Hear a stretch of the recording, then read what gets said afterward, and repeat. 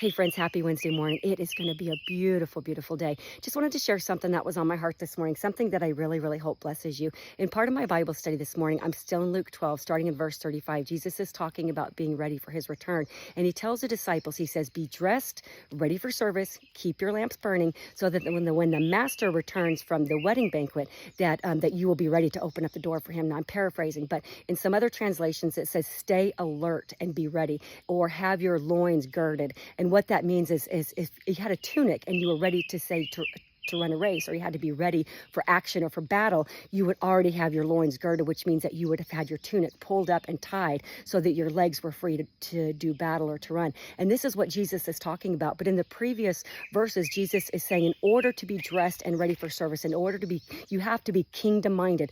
These people had nothing else on their mind but waiting for Jesus' return, or for the master's return for the wedding party. It was like they were at the door and they just were nervous, with this nervous tension, this good tension, this anxiety, like, oh my gosh, he's coming. When is he going to come? When is he going to come? It's kind of like standing at the start line, especially say if you're trying to get a PR, you're trying to qualify for Boston, and you're ready and you're just there, and the emotions, the music is playing, the people around you are just, running in place, and you see that gun and you're waiting. When is that gun going to go off? And boom, you're ready to go. That's because you're trained and you're ready for service. You're ready to run the race. And this is what Jesus was alluding to. But in order to be ready, in order to be this kingdom minded, we have to free ourselves from in the previous verses, Jesus said, from greed and then from worry. We have to remember that God will provide all of our needs, so that we don't have to go chasing after these things. We can be ready for service. We can be kingdom minded, knowing that we don't have to worry about how our needs are going to be met, because we know that God in his out of all of his infinite provisions can provide these for us, so we have no need to worry.